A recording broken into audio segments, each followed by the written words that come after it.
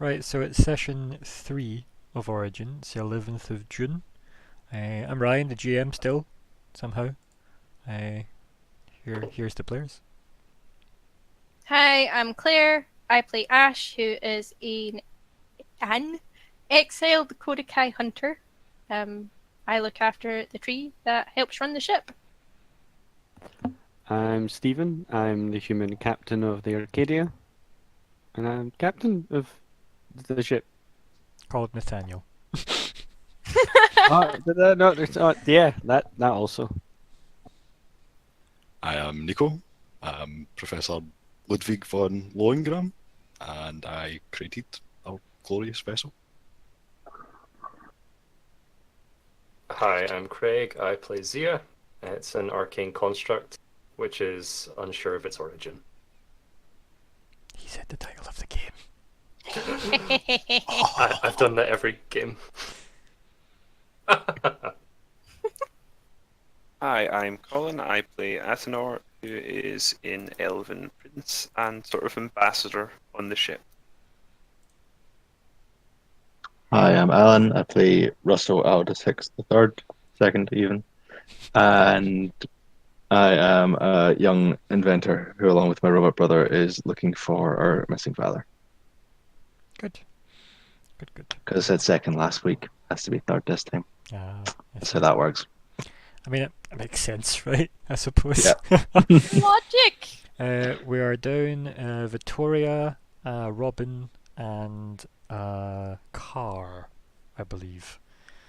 Although, I believe Emma is joining us later. So, who remembers what happened last Carlotta. time? And Carlotta. Sorry, Calum. I didn't take off. We kicked off the knights from our ship. Yeah, we told them to leave. Yeah. We respectively asked them to vacate. We didn't kick them off. We politely kicked them off the ship, which may or may not have been a good idea. We'll find out. I mean, I feel that they just gave us the option. We didn't really have to do much. Yeah. It was just premeditated arrangement relocation. Oh God. I feel arrangement was unnecessary in that, but yeah. Yeah. Much like the slamming of the door, it was unnecessary. His nakedness is otherwise. Anything else that came up last Or week? alleged Or I say naked. last week, that's a lie. Last session.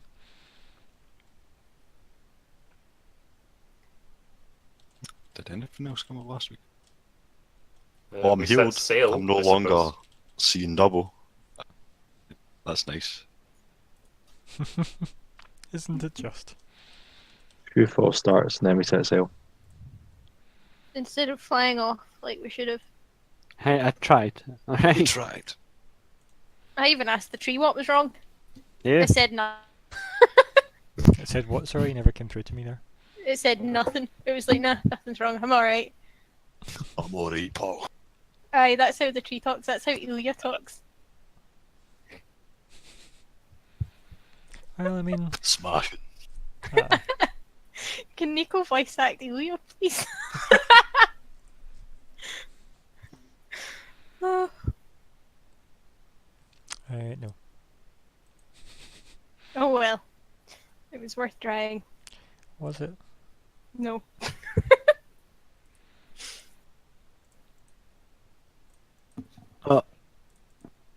Okay, bear with me a second, guys. Right. I really hope that all worked. We'll find out soon enough. People were doing a lot of inspecting of different parts of the ship. Yes. True that. Indeed. There's nothing wrong with if you hunt it. No, I mean there was. We fixed it.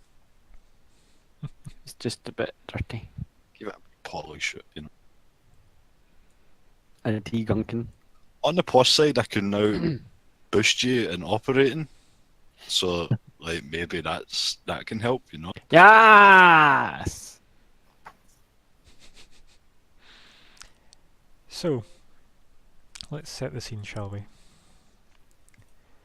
These are on With the ship, C. sailing out of the capital's kind of harbour,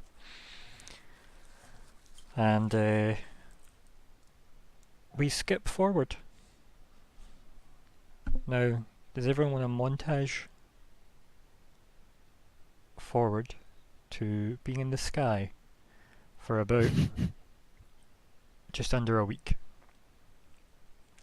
What would have happened during that almost week? Talk to me, guys. Montage this out. Sailing.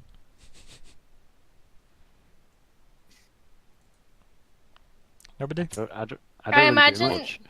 At this point, Ash is kind of sunbathed in her armor enough that it's fully charged.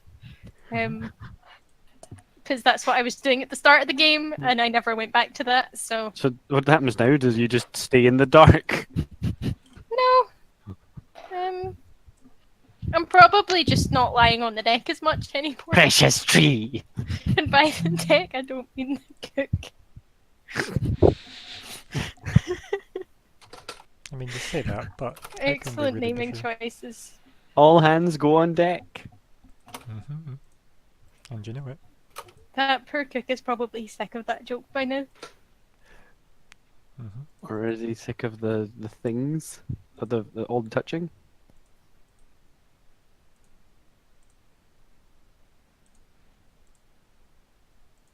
What kind of stuff are you looking for montage here? What would you have done while sailing through the sky for a week? Right, so we're in the sky. Oh, yeah. Found out what the cause of the issue was. Yeah, that's what I was about to say. That's probably exactly what Ludvig would have been doing. Just making sure And that doesn't happen how again. would you have done that? Because this is montaging. So, talk to me. I What was wrong? I would probably approach Russell. And I'd be like, we need to find everything. Everything that's wrong with the ship. This cannot happen again. Victoria said that the knights might have left something. Could that be it? I guess like Ludvig would kind of like stroke his beard, like, but looking off into the distance, and just be like, quite possibly, yes. Are we looking for tracking devices, guys? Yes. Everyone destroy the ship quickly. That's the only way to not be tracked. We'll just get a new one, right? They're easily replaced. Yep. Everyone ride the tree. Don't you touch Maybe Elia. we should do some checks.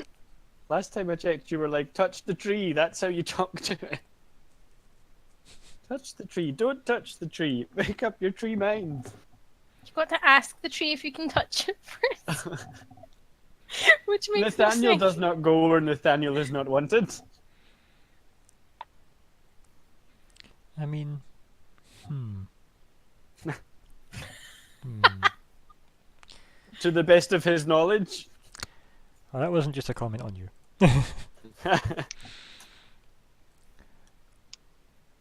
So, I mean, I don't really do anything. I don't really have anything to do other than just Captain, beep boop, fly. Is everything okay with the ship? Yes, good. Handing wee notepads back and forth, writing things on paper. I think if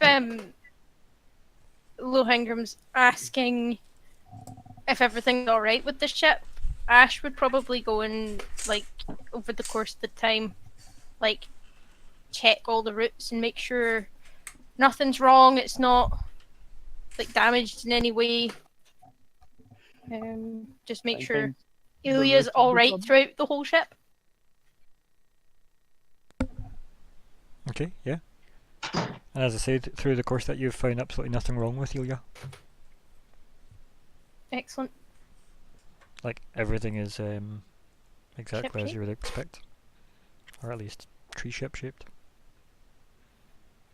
I feel like after Russell said about the possible devices being left behind, I would probably just go and check like all mechanical parts of the ship. Probably ask Russell to do the same. Okay. On it, Prof. Okay. It's so cute. So, let's pause ourselves here in the narrative and remind ourselves how montages work? Remember from 13th Age? Those of No. you who were in that. To be fair, actually, Stephen, I believe you were actually in a montage as well, but that's fine.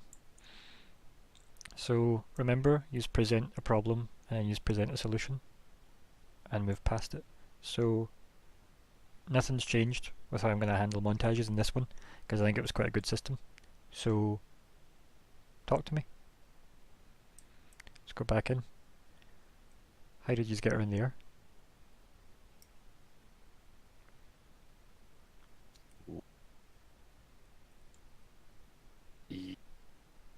We sent around everyone and crew to look for a weird tracking thing device. And found it? How would that stop the ship flying if it was like if it's a tracking device? How would it stop the ship flying? I mean, Because to be fair, do I know how the magical tree works? I mean, no, but Does anyone? But you seem to think the Steampunk Society have a tracker, when, as you can tell, Ludvig seems to be one of the smartest people there. I mean, it could just be like an evil or a little spy just sitting in the crates like they'll never find me and they'll spy on everything. And then the tree's like, well, I know you're there, so I'm not moving. Could be that. I mean, you're right. It could be. It's probably not though, Anything. because you need to remember that the knights did just say we will go. So if they wanted to stay, I don't think you could have changed their minds, right? Mm-hmm. So I just don't see how you have assumed they would leave a tracking device. Also, why would they assume foul play from you guys? You know? I mean, And by you protect guys, your I don't mean investment. you, like Zhia, because obviously you're an unknown entity. Same as I mean, Attanor, They etc. might have overheard the captain plotting to kill them. That's never. How dare. We were Oh my plotting God. to knock them out. We will never plot to kill. They Those were have. death. As a member of the military forces, I am well aware that insomnia is very common, and they may have just required extra assistance to reach a pleasant REM slumber. Is there a way that we can open up their cabins to the sky? And other such things like I can was make poison. helping them fall asleep. No, Fall just fall. all the way To the ground and die. to the eternal sleep. Yeah, so, if they overheard I any feel of that very attacked right conversation, well, I mean, you were So did planning to they. attack them, so I think Okay, I'll remember this next time people might be a worry to your tree. I'm just going to let them worry the tree. okay, so I think the issue we're having is we're trying to find the problem with a ship that might not even have a problem. So what if the solution is we have a look with that information that did you say it was Vivi mentioned it to me. yeah, Vivi that mentioned it to you. But if we run off that, we go about Captain commands the crew and us included to go and look for this thing. We turn up blank with everything. It just turns out that in fact no, this information is false, and it just turns out we just can't work this thing yet. I just couldn't take off. Yeah, that seems like the actual problem. Nathaniel was having a bad day. Or maybe it was just the crew in general, not to just throw it on one person. No, was no, gonna I say think that. this was me. I mean, it could easily have been a rattled crew, let's face it. You just Yeah. had Yeah. the knights on board, which would imply great danger, and then Uh-huh. you just sent them away by voting them away. And the crew were like, oh. I mean, they And, could have also been super nervous as well, because, their king or whoever that was again was And Yeah. then the crew should be happy they live in such a democratically ran ship. They they're probably just a bit also rattled. I'll remember that, witnessed the Stephen, when you guy- say, I am captain, listen to my orders, They please. also Stop witnessed the mutinying. guy who built the ship walking around with concussion and being carried by an arcane construct. Oh, but they know me. They know I'm cute. cute. That's fine. They're all about me. But yeah, so that might have worried them because they don't know that he got his door slammed on him. I mean, I feel the term living crystal is probably going to be closer to arcane construct for what you would actually refer to Zhia as. Fair enough. living crystal. Since only one of you actually has any kind of knowledge of the arcane, and that's from the histories of his people, and that would And be it's Prince not me. Attanor.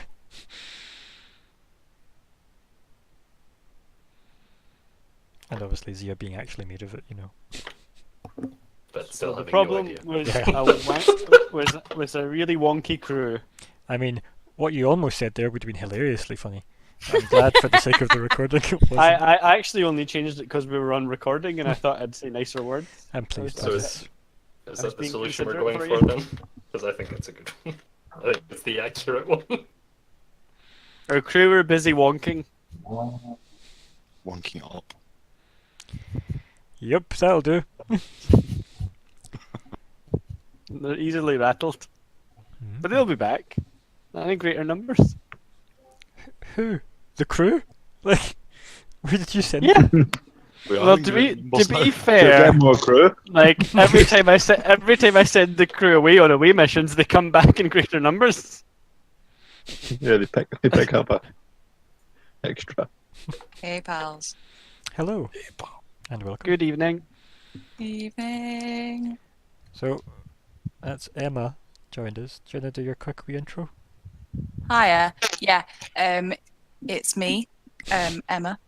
I'm playing Kahr, who is Present. joining this mission and present today to, I don't know, find out as much stuff about the world as she can. Go. I feel like Emma's the sitcom character. Every time she walks on stage, it's. I absolutely accept this headcanon. You're welcome. And now this new headcanon. As we graft it onto you.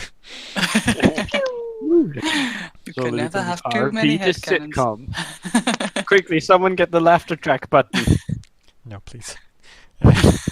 So, anything else anyone else is doing in their week of sailing through the sky? Probably resting off my 2 wounds as well. That'd be nice. Yeah, mark that off. Update your sheet and such. Do I try and just grapple things randomly? Try and practice how to grapple with the sword? Because that's not in my normal training of being a military. They don't prepare you for that. No, because they expect you to stay on the deck of things. As opposed to... That seems like a them problem. I mean, it's very quickly a you problem and then very briefly a them problem. Brave Nathaniel bravely ran away. I didn't. He fell asleep off the deck. I Sorry. did. Uh, That's how I go to sleep at night. I just leap off until I Attanor? fall unconscious. Ryan, I seem to recall. I'm looking at my sheet, and I recall having taken a wound last week as a consequence of the roll. Yes. Did you mark it? I apparently had not. Then I please have now mark it. marked it. Good man. Are you doing Um, anything to adjust such things? Yes, well, that's actually what inspired me to check. Yes. Yeah, I suppose he would. I guess he would sort of maybe seek medical attention rather than waste his power on himself. Yeah, like, I mean, if you want to flash back to the scene, if you want to go back and retread that, like, as you leave the room, maybe? After healing him? You can do that if you want, and then tell me what, like, who does he seek out first? Would he wait and then do it later? Like, what would go through Attanor's mind? He's not likely to be visibly wounded. I think it was more of a sort of life forcey thing. That's a really an elegant way to put it. But if you imagine how abstracted the idea of sort of healing someone with glowy magic is, well, sort of the inverse of that.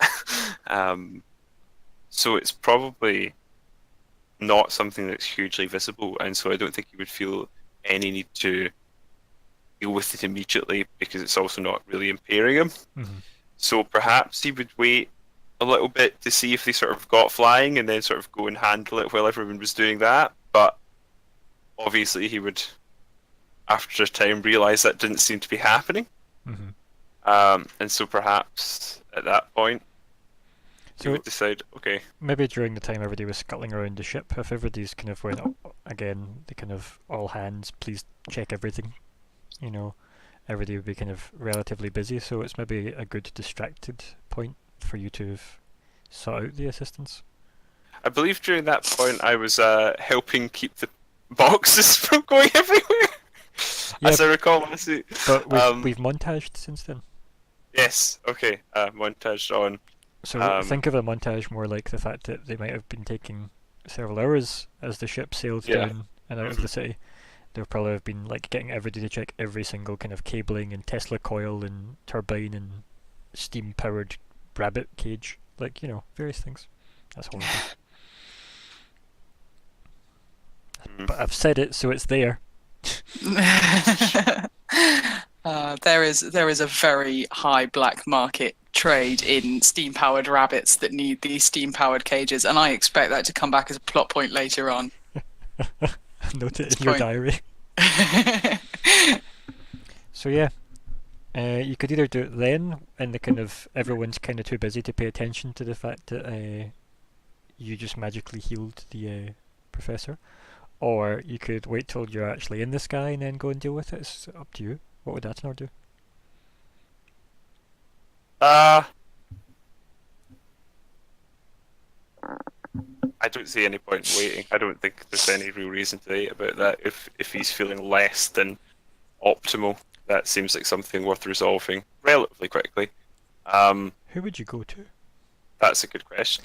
Because the doctor, as it were, would have been Carlotta, right?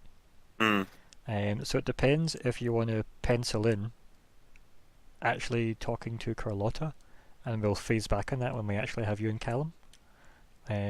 Carlotta seems a bit young. I actually don't even know what age Carlotta is. Let me go and double check to see if Calum put it on his character sheet, because I don't mind penciling that in if that's a conversation to have. Or, I mean, realistically, out of everybody here, like, who? You know? I mean, I'm not sure quite on the mechanics of having something as a career skill but no rank in it. So because I do have medicine as a career skill but no rank in it. It means That should nothing. just been taking it for less. Yeah, it just means that you are more geared to learning that. But that's it. So it doesn't give you a bonus over anybody else at all. Nothing I didn't at all. think it did. I mean, only in cost of stuff later. I have Okay. Primal, and Heal is a spell available to Primal users. So. But that just depends if Attanor would seek out. No, probably The not. crazy tree girl. Probably not. I don't think you would assume, oh yeah, she'll heal me. Like, With her He might not be wooden surprised by nanites. it, but yeah, he's not likely to sort of. I think he used that Carlotta with is 21, just for the record as well. Yeah, she's a kid.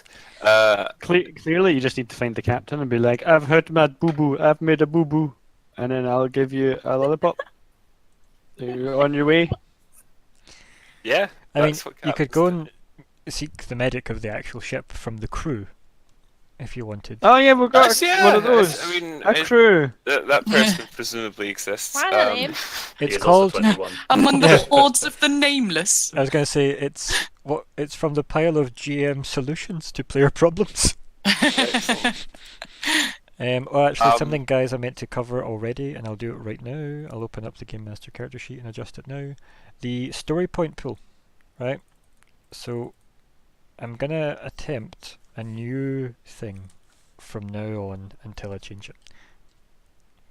We're gonna have this from now on. So it's gonna be a 5-to-1 ratio until further notice. Because last time it seemed like there was no point having the 7-to-2 ratio at all for story points. Remember those things that we're totally meant to care about but totally forgot about? Because it ended up with something like 4 to 5 last time, and I'm like, that doesn't seem like there was any interesting threat or weight or anything. And I think if we do the 5-to-1, that might be interesting. The only thing I was trying to say kind of between the games was if we had the 10 and 2 like the original kind of maths was going to work out where you have one each and I'm taking two because there's double the insane amount of players in this game, then the only thing that happens is that as you use these points, increase the threat towards the end of every session. I don't really want that as the status quo, because it basically means that you start off really great and then the end of every session is terrible. So I don't want that. I'm going to try and do 5 and 1 to see if you guys can burn through them really quickly, which gives me encouragement to use more of the ones I get, which means you get them back. And hopefully it can happily pass. You pass them to me, I pass them back, and then you have them to pass back to me again, ideally. And that should work out quite well for us. I say should so loosely.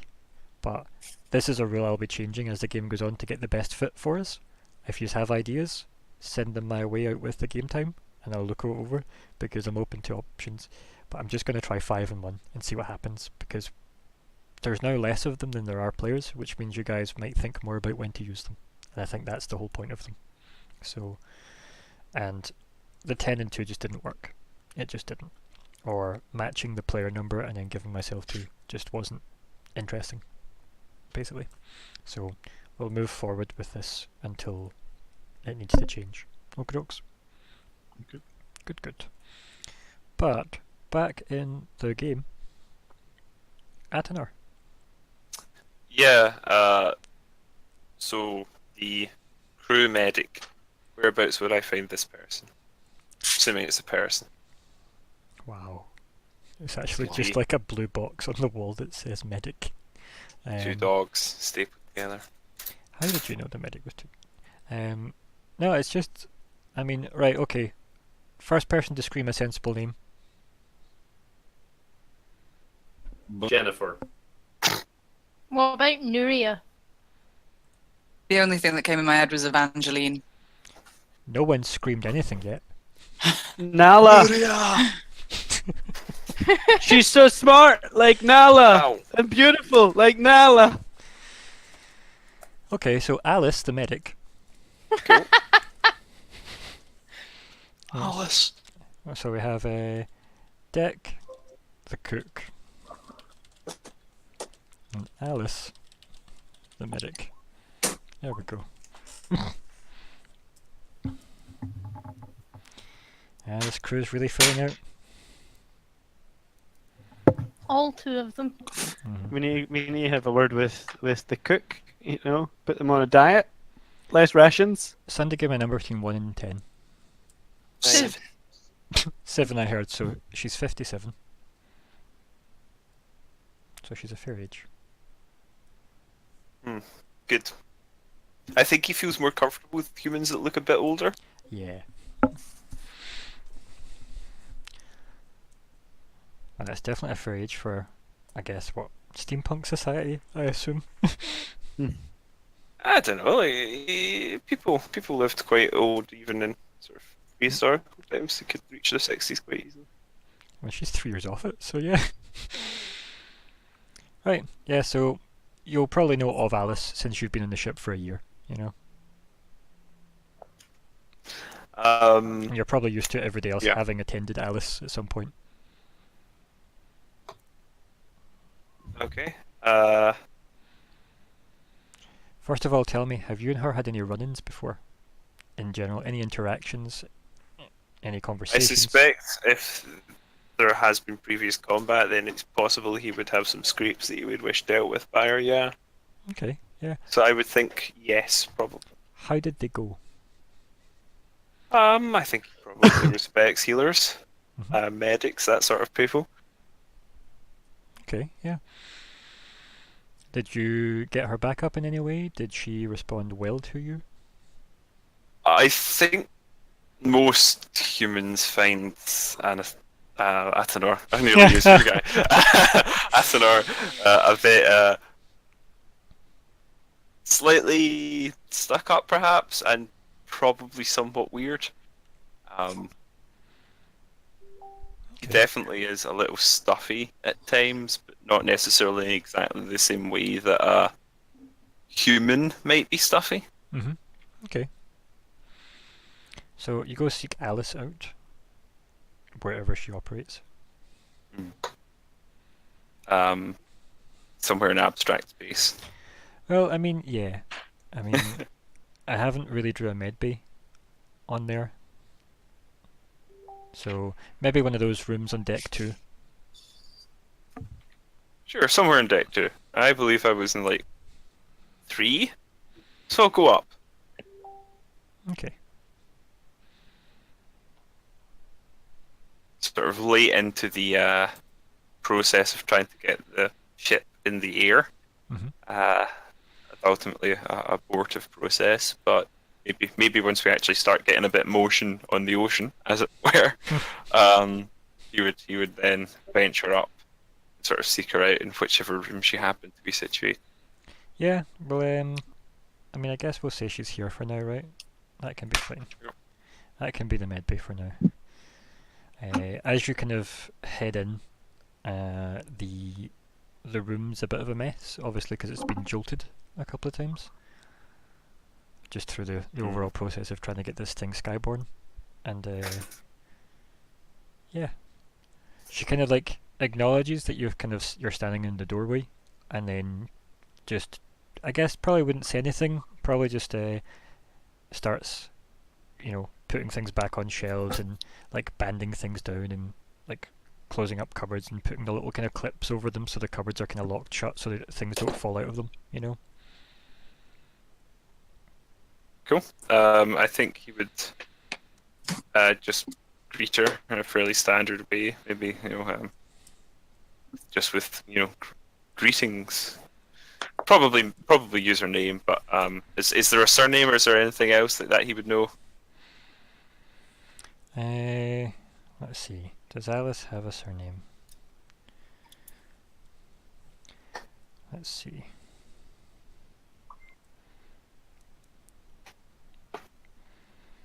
I was going to say Rabbi, but it sounds a bit too close to Rabbi, and I thought maybe let's not have Rabbi as our last name.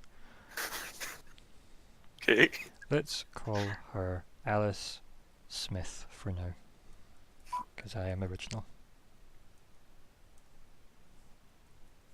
Okay, I suppose he would probably use the surname, I think, in this occasion. Title and surnames would be greetings, Medic Smith. And maybe as he was sort of doing that, he'd noticed she was picking things up. He would pick a couple of bits and bobs up himself. Enough to make himself not too much of an imposition, but not really doing all the work. Okay, yeah. Almost like kind of absent-mindedly just picking up things that clearly look like they should be sat on a shelf and things. Yeah. Busy work and such.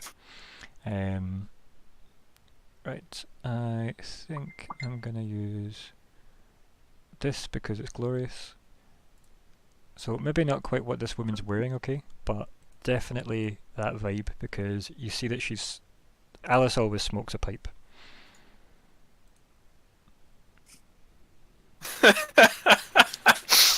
Okay. But that kind of, I guess that weird hairstyle where it's all pulled back really neat so it's always out of her way, but always smoking a pipe, and she just has, seen better days kind of doctor's jacket that's a bit kind of tattered. And that will describe wonderful Alice. Sadly, the people watching at home, screw you guys, because I don't own that image enough to share it. So, I think you just see the pipe move from one side of the mouth to the other as she's noticed you starting to move things. And then you can clearly see she's kind of looked you up and down, as if she does this to everybody that walks in to kind of gauge how serious it's going to be. Because as you can imagine on a ship, you probably get a lot of people just wandering in for the sake of it.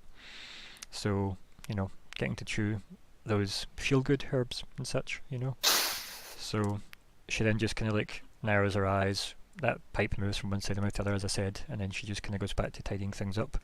Doesn't say anything though, but you can clearly see she has acknowledged that you exist. I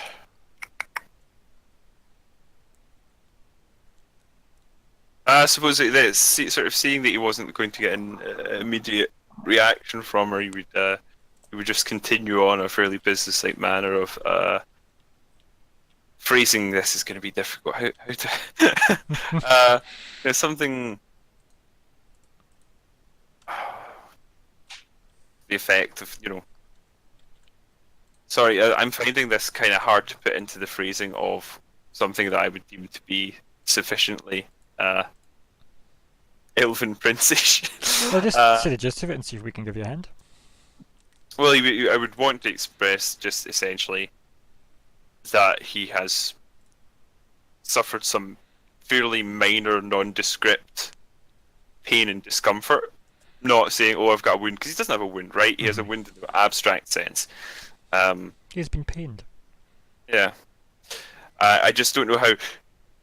As oddly as he might speak sometimes, I can't imagine saying, greetings, I have been experiencing abstract pain and discomfort. Yeah. That's a little too off. Mm-hmm.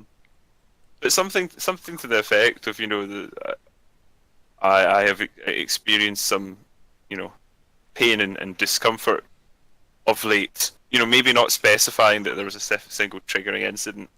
Again, he isn't. It's not like he's completely hiding it. Obviously, he used it, but he's not playing up his ability to use the divine. He definitely is sort of using it as and when necessary, and not terribly eager to sort of throw it about needlessly, and also not terribly eager to just discuss it with anybody on a whim. He's going to use it. You'll have seen him use it, some of you probably, and you all probably at least be dimly aware there's something he can do. But I don't think he's going to start just conversing with the crew. And go, I was using some of my divine magic, you see, and yeah. So I think he would. My god did it. He's nice that way. Well, sometimes nice. Yeah, I think he giveth. If you went in and essentially said something akin to Alice, like what you said about some pain of late, she'll stop what she's doing, and that kind of, her back still to you, and then just leans on the counter in front of her, and then turns around, takes the pipe out of her mouth, and then just again narrows her eyes. The smoke's just, camera close on her eyes, smoke going between them, and she just walks up to you, and then just taps the mouthpiece of the pipe onto like your chest plate. It's like, well, strip. And then like she turns round and takes like off a peg on the wall, like essentially a gown, and just throws it on the bed. And then she just crosses her arms and puts the pipe back in her mouth. Yeah, despite the picture, at the moment his armor is leather. It's probably rather beagle leather, but it would probably be a relatively easy thing to remove by comparison to the sort of plate armor you see in the image. That's maybe more of an end game image. So yeah, I think he would just sort of begin to unstrap the armor and change into the gown. Quite swiftly, promptly, probably without much more than a nod of acknowledgement. I think as you started stripping, she just have went and closed the door over, and then that would have been it, really. There's maybe a slide on the wall, almost like like what you would have, like a kind of window to look through the door, only it's a shutter that from the outside basically just says privacy. Yeah. For when, examine progress or whatever. So that's been slid across the door. This is one of these undestroyed doors of the ship, the rarities that they are. And as you kind of do that, she obviously then just taps on top of the kind of bed thing for you to kind of sit, even though it makes no difference, really, doesn't it? She just needs you to sit on the bed. So she kind of pats that with her hand, as if you've been through this before. It's a weird ritual. Yeah, he'd go along with it. He's quite good at ritualized behavior. So pipe goes in the mouth, and then you get she puts her hands on either side of your face and does that thing where her thumbs go under your eyes and she just stares into each eye really, really close. And then obviously there's a pipe pressed against your face as she's doing this and smoke billowing from it. And then she turns your head to the side, looks at your ears, looks behind your ears, moves your hair out of the way, just does an exam basically, and looks over most of you, asks you to like lift up parts of the gown in places so she can examine like the physical form, etc. In terms of like you're probably, I imagine you're not exactly unblemished, right? No, you'll have scars and bruises and bruises, probably some old sort of scars from his early training and what have you. Because I imagine that you probably, if you're training in terms of like pre-modern combat, you even if you're not you're not fighting seriously, getting bashed around in armor is probably going to leave its mark, right? Mm-hmm. So he's likely got, even no matter how much he avoids actually being hurt, and no matter how well he heals himself in serious occasions, he probably does have quite a few minor scars. He's definitely going to have some like recent bruising or something, like from fighting Zhia for one thing. Mm-hmm. Definitely. Right, the exam kind of, obviously she looks you over and then just goes off to like a drawer, pulls out like essentially a medical stick is the best terminology I've got for this, and then just starts jabbing you in places, asking, does this hurt, does that hurt, does this hurt? Mostly it's just her jabbing you with a stick.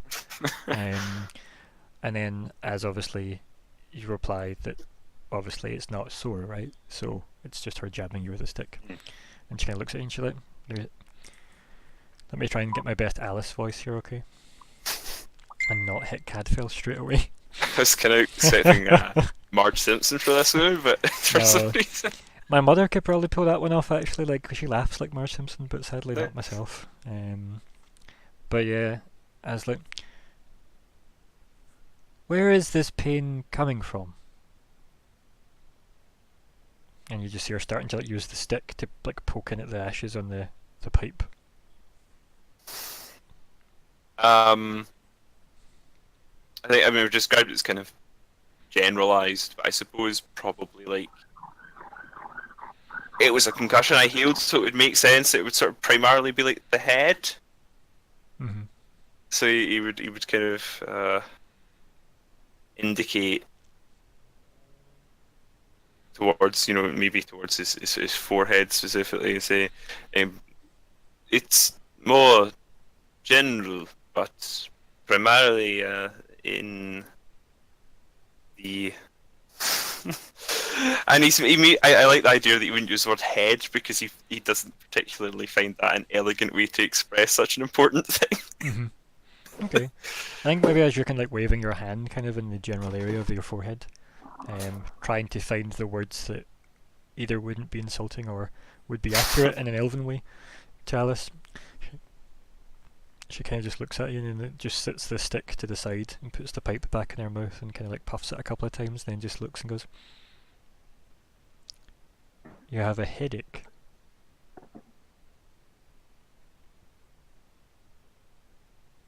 That...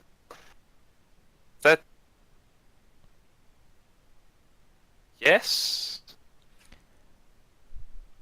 She kind of just turns round, opens like a drawer, looks in it, slams it shut, opens another drawer, looks in it, rakes about a bit. You hear like clattering of metal on metal, and then you see her lift out this kind of like weird leather bound pouch thing, slams the drawer shut, turns round, and she's like, she moves back close to you, sits her pipe down in the bed next to you, pulls like your eyelids down slightly again with her thumbs, stares into them, and then just says, "Well, your eyes aren't bloodshot. Do you normally get bloodshot eyes? Do you, like, is that a thing?" And then she kind of indicates, generally to your body with her hands. Is that a thing you just get? Bloodshot eyes? And in instances of head trauma, yes.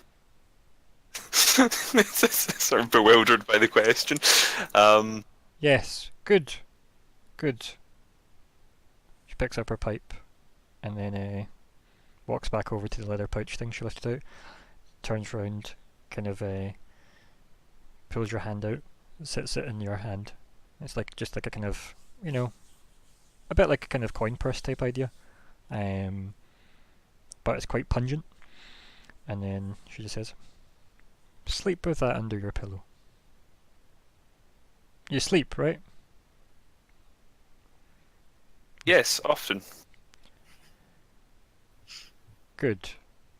And then she puts the pipe in her mouth and just kind of stares at you, like slowly, just narrows her eyes, and then kind of like just turns around back to the kind of like the cabinets and cupboards and stuff, and she's like, headaches. And then just potters around a bit more. Okay, I in response to that will begin to change back into my clothing. I think as you're about to kind of leave, do you say anything to her before you go, or are you just going to leave? I suppose he would probably, yeah, he would thank her. In a probably a quite formal way, sort of. Thank you for your assistance, medic, sort of thing. And she kind of goes and get like, you hear the kind of the grumble of the pipe, and then she goes, hold on, like as you're about to like leave the door, she walks up and like takes the pouch out of your hand, undoes it, takes a handful of the leaves, stuffs it in the end of the pipe, and then hands the pouch back. She goes, if you still have headaches in a few days, like, come see me again, I guess. And then she kind of just lights, the end of the pipe and just starts puffing away again. As you close the door behind you and like start walking down the corridor, you just hear like that horrible kind of chesty cough coming from her, as if someone is huffing something way too fast too quickly. So yeah, I'm not sure he fully understands the implications of that, to be honest. it's probably not something you're like. It's not new, especially if you spent a year with this air quote medic. But yes. So yeah, you were given a pouch to put under your pillow. Lovely. Yeah. He will do that when he does in fact sleep. So. Okay, so we have you've all met Alice the medic. She's new, I guess. So here we are. What's everybody else doing in their week of getting in the sky and flying for a bit? I think with the serious shaking of the ship while attempting to take off, Zhia would probably have to, for the first time in a very long time, go to its room to check to make sure that all the crystals are still in the place that it put them very meticulously. So go down to the room, open the door, only to find that they're all over the place, and unfortunately not in the position that they were all put, which took him a very long time to do. Eventually I will stop doing that. Just say Zhia. Just constantly speak in the third. It'll be easier. So Zhia would probably start picking them up one by one and putting them back to the place where they were before. Might have been like a dust ring or something that like around the areas that these were placed. Like on the bunk beds. Yeah, like they're bunk beds, but like I assume that there is supposed to be somebody sharing with me, like a crew member, right? Well, there would have been. Yeah. I kind of like the idea that the person still is there, but has never encountered Zhia in the room. So it just knows that this is part of Zia's room. So are your crystals in on the bottom bunk or the top bunk? Kind of on both. And I think that he moves them to sleep and then puts them back again because doesn't want to upset Zhia. That's adorable. So there's dust rings around the ones that on the top bunk, let's say Zia's, but on the bottom bunk, the ones that are on the crew member's bed have been picked up and moved, and since you've been sleeping on it, it's there's no dust. Do you know, I would normally question that, right? But I think the idea that the heavy crystal creature having the top bunk is the tone of this game way more than the bottom bunk. So, yes. Well, Zhia doesn't sleep, nor has he ever really used the room or understands the purpose. So it chose the top bunk to put the crystals on. It seemed like the highest location. That's safe. I like maybe the idea was that when you were assigned the room, the person you shared with, you just kind of like, I guess, handed them the crystals. Yes. And then they just sat them on the top bunk absent-mindedly, which may have been their bunk at one point, and then you just decided, oh, that's where they go then. That's their home now. And that's where they live. Yeah. Who do you share with? I mean, it's Deck or someone else, right? let's do someone else just so we have another name. Somebody that probably works at the cargo bay, like shipping and moving things about and all that kind of stuff. A labourer. Pauline. Oh my god, Pauline. So are we changing She's really nice. Is Pauline a guy then, given that Craig said a guy many times? Yes. Well, Pauline's just one of the lads, isn't she? So Pauline's parents just thought Pauline was like a more formal version of Paul. That seems like an elfin thing. Formal Paul. Or he's actually really tiny, and they wanted to like What, lean like Paul? use it as a diminutive. So Lean like- Paul. Yeah, lean Paul. Pauline. Lean Paul. Not to be confused with Cargo man. McGoban. Cargoman. Hagoman. That's not how you spell lean, is it? That just looks really wrong. Have I just never ever written the word lean No, in my that's the life? correct spell. That is the right spelling. That Yeah. might have been the first time I've ever wrote that word. It's weird. I don't like it. And this marks a moment in time for us all. No, that's a type of cat. Oh dear. Right, let me find an image for Pauline. Yes. Cargo man. Fantastic. Oh god, this is gonna be horrible. Oh, a cargo man fantasy. These are actually pretty horrible. Do any of them have clothes? Yes. Yes, but they're Oh, easily no. removed. Well, here's one of the first images that I got, and Entirely it's not the Velcro. worst, right? Is I it like Pauline? it, but Um, he looks It's not he looks like a hot version of Jonathan Creek. Yeah, it's not Oh Pauline. my god. Right. That is not a reference I expected tonight. Right. I've so just started watching it on Netflix from the beginning. It's great. That is so good. There you go. This will be Lean Paul. Love him. He's great. That is such an impractical way to cope. He's like Well, so he bit works in cargo. constipated. Yeah, you got to keep your midriff on show. It's always best to work wearing pants. And his thigh highs as well. Yeah, I know, Pauline, right? Breaking those conventions. Is that a chastity belt, or is that just how Yes. his trousers are? Also, I think Lean might be his first name. I'm not sure. Lean Paul, Cargo man. cargo man. It sounds like a Netflix miniseries itself, doesn't it? Lean Paul, Cargo man. Oh. Okay, moving on. Ash, I'd like Ash to do some like target practice with her bow.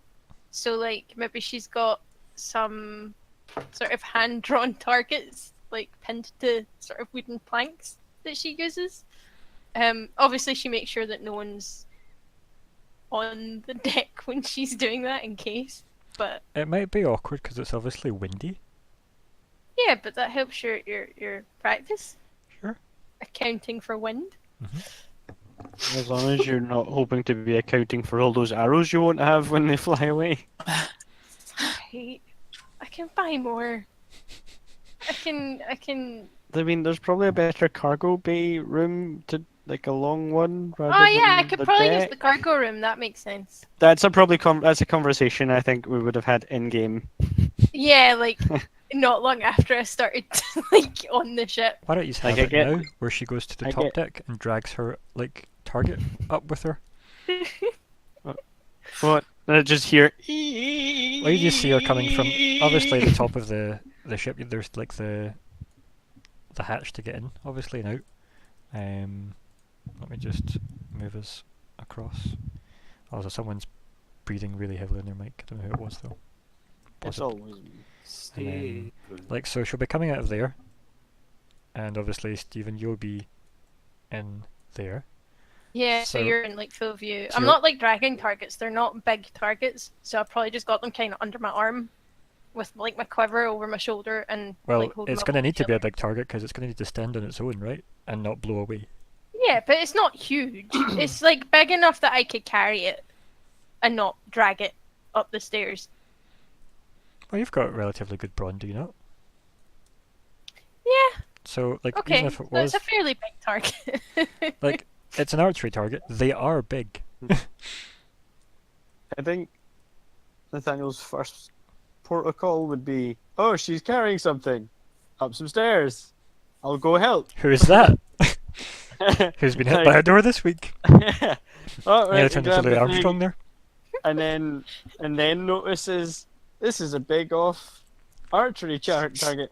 Like, what's this for? Other than archery and the target. Why is it here? That's the question. I have to practice. Otherwise, I will not be as good at this as I should be. Where are you practicing? I was going to use the deck. There's plenty of space. It's also plenty of open space with people, and it's very. You don't normally fly, do you? I can't say that I have ever flown before I found a ship. It's very windy up here. All the better to practice. No, not when there's crew on the top deck. This is an active ship, not an empty ship. I think as you're saying that, she's just kind of looking around like, oh yeah, people. The trees of the city.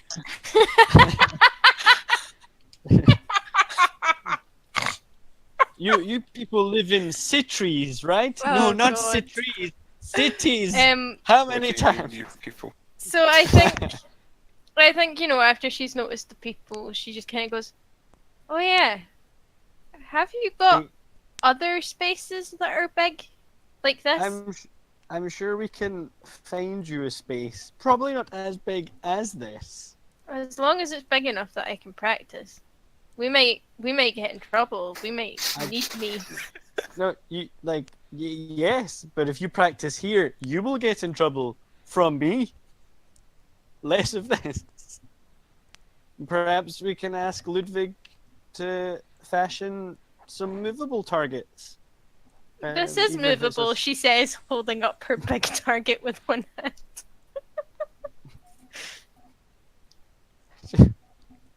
I don't know how to.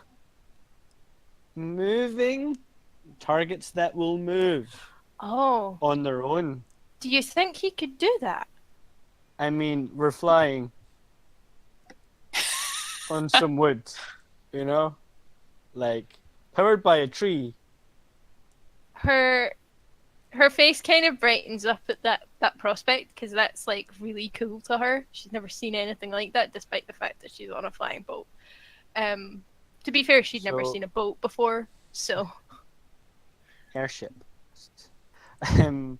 So, I think we'll find you a space, then we'll ask Ludvig for some fancy targets. Because I think he'll like that. okay. Thanks. And plus, your arrows could fly away in the wind, and we don't want that. Because that would, and then you have to make more. A random Or grow villager more. I below don't just know gets where hit you with get an them arrow. from. Death came from above. It reminds me of what they say about like really tall buildings and pennies. Give me a sign. Oh God. So I'll, God I'll is not probably- benevolent. Or rich with all those Probably pennies lead thrown her away. to like one of the larger cargo areas, or I'm assuming we'd have some form of armory here. You could assume. I am assuming. I mean, there was a reason you Like, not a asked for the huge knights. Okay, This is horrible design ship, Ludvig. It's not armor. It's not for fighting. Okay. It It's not fly, an it armory to protect. fight. It does not fight. Okay, we're going to have to turn an area into range and perhaps get some weapons for the crew and probably train the crew. Oh, damn it. This is work now. Oh. But we'll focus on a space for you to shoot your arrows down. So, yeah. We'll find a space and then we ask Ludvig if he can fashion up moving targets for her to practice with.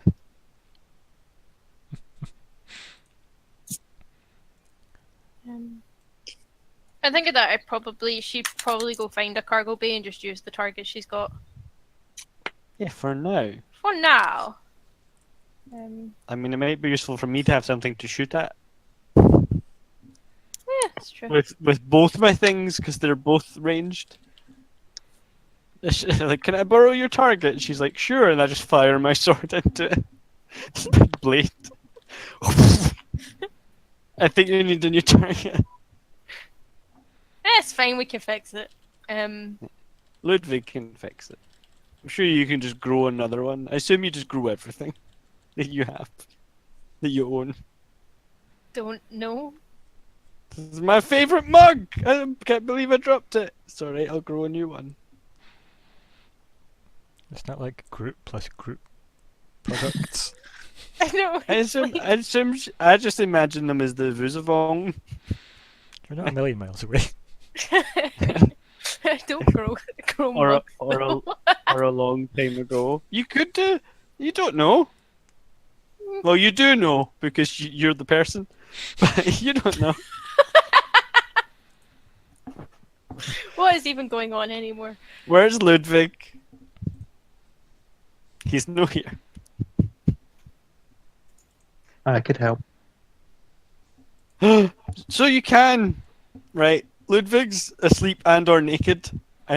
So we probably poke our heads into his office and then like post haste leave. It's a dangerous game, mate. Oh, there he is. There he is. I think Ash would knock though. I think she'd knock, and if there was no answer, she'd leave. That's fine. How is but it possible to enter into his private rooms without invitation and not run the risk of seeing him naked? We could just fucking knock, I suppose. I love it. I'd like to think that she would Problem-solving. knock and just be like, "Oh, he's no answered," and I'm like, "Yeah," and I open it up and go in, and he's just standing there, like just naked. Or Muttering, man is the most dangerous game. And While holding And like I a just- rifle.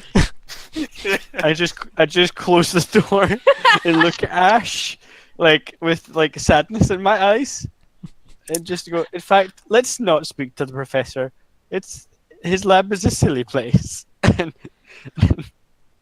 then we'll go look for Bertrand because that Or was a good Russell. idea. Or Russell. They're Or interchangeable. Russell. I don't No, know their they're names not. enough yet. Do you know what?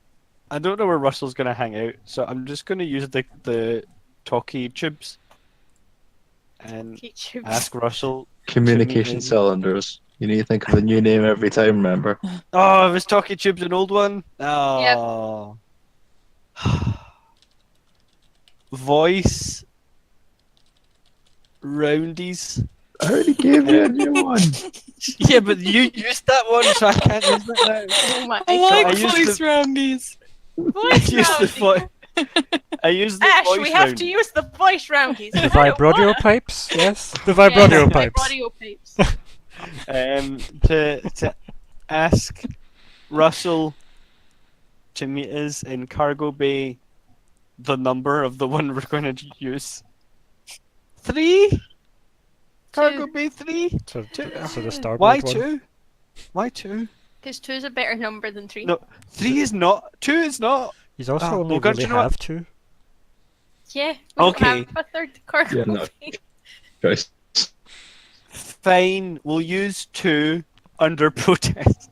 There's the port one, and there's the starboard one. The starboard one's bigger. Well, we don't want to use the bigger one. I want to actually carry cargo. I'm giving you good size, not all the space. But That's just... the bigger one has more space, so I imagine, like, even if it has cargo in it, I don't think we're full of cargo. Well, not if you've got an archery range there. Yeah, but if the smaller one's already got cargo in it, Do you then really there's want the gonna be bigger less one? space. No, I'm Do just you- saying I think it makes more sense because if the smaller one already has cargo in it, there's going to be less space to set up an archery range. But the bigger one has cargo in it. As I said, I don't think we're full of cargo, so it's more likely that there's going to be more space. Okay, we'll go to the bigger one. What number? Yeah, okay.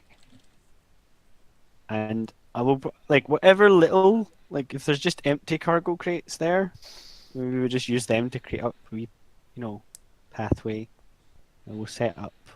Yeah, like basically move everything from like one side to the other, pile it on top of each other, make a corridor type thing. Yeah. Check for Robyn and Russell and make sure they're not hiding behind boxes and stuff. So we don't accidentally squish them. Or she accidentally sets yeah. fire and her. Sorry, kids.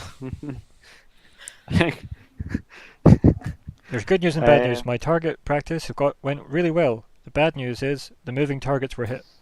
Yes, I was going to say, I thought he'd brought moving targets. It was just Bertrand. Can we just ask Russell to run about on the other end? I think you still mean Bertrand. No. Oh, damn it! That's why I was like, why? Why do you want the boy to run about? Yeah, make Names the girl are run about. hard, okay? Names are hard. I've just did a lot of lifting, okay?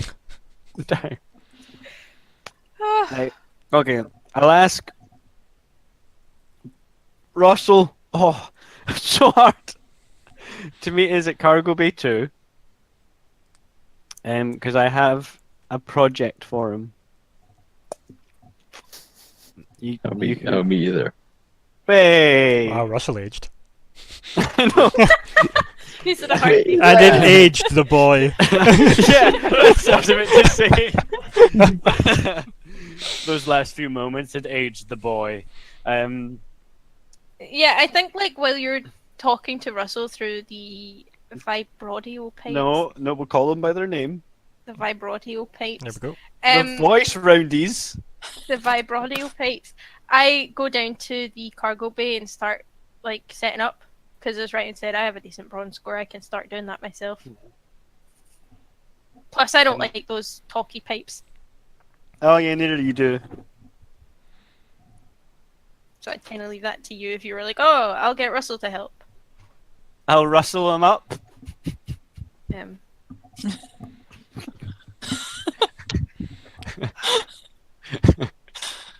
The reason Ash doesn't laugh is because the nuances of language are lost on her. She had to pick up, human tongue. So I will go and I will continue to help putting the stuff together that Ash has already started. And then when Russell arrives, Ta-da! hey kid, because he's a kid. I'll point to the target. Are you archering yet? Yeah, I've probably like if we've set Okay. up targets and you are not in the way, I probably have sort of shot Oh, that's Two or the three nicest arrows? thing you've ever said to me. lies and slander. I'll ask him, can you make them move on their own, back and I forth? could put them on something that moves. That They would wouldn't really be moving on their own. You know what? You're right. I don't like it. It's not what I asked for, but I accept it. Poor Bertrand. That would do is just holding them. Ash is looking to practice her archery, and I'll just point at you archering. Ash probably smiles like towards Russell as that and happens. and just fires an arrow while not looking. Yeah, bullseye. I think she has to roll for that. I don't like that. No, she just says that. Never said she actually looked what she hit. No, that's exactly what happens. She fires an arrow, and not looking. I don't even know if it's like a bullseye, but as she does it, she smiles at Russell and just goes, "Bullseye," as she hears it hit the target. Maybe Russell said that when she hit the target previously, when she's been practicing on the top deck, when she's Yeah. actually looked and hit, and he's maybe went bullseye, and she's like, "Why would I hit a bull in the eye?" Yeah. So she thinks this is what you say when you do archery. Like she just thinks that's you call this bullseyes. Okay. Where I come from, it's a bow and arrow. I think this is going to be my go-to response, like visual response of such endearment but confusion towards Ash and her constantly lovable. I don't have no clue what's going on, but I think I do. And this is the right word, but it's not situation. And just I think I won't even. I'll glance at the target, but I'll never tell her whether she hit it or not, because I don't know what she's saying or what she really means. The thing is, like, I probably turn around and look at the target, and I've not hit the bullseye at all. But I just kind of grin, like I used a human term. I fit in. I'm so What glad you missed shape? the bullseye. Oh, what was that? What shape? Straight line, circle, figure of eight, triangle, You know- square. The more complicated, the better. Then Surprises. I can start learning to hit things moving in weird ways. If it could take a sword, also that would be a bonus. Okay. Ash kind of looks at you funny, like a sword. Yeah, and I just rip out the Harpadzio and fire it at the target. I don't know what happens. Well, didn't you fire it on the top deck? When did I do that? When I think I've used it yet. you said I think you'll need a new target. Oh yeah. Did I hit it? Did that work? Right, it just means that you haven't reloaded your sword since then. Okay, the sword doesn't do anything. And I go, imagine that flew out and it hit the target. That's what's going to happen. Flew. Just thought I'd demonstrate that for you, Russell. Put it back in. Like the Why ship not flies. demonstrating it? I mean, I don't want to frighten the boy. But I've seen it before. But this time would have been different. Uh-huh. Mm-hmm. I'll get to work. Even the voice, like, just disillusioned by you now. Hey, I think Ash is not disillusioned by me, to be fair. I don't think at this point Ash is disillusioned by anything because everything's new and wonderful. You hear that? I'm new and wonderful. Not for long. That's how Hey, it I'll works, take to it be while it fair. lasts. I think like after Russell says he's gonna get to work, like Ash goes, Russell, do you need help?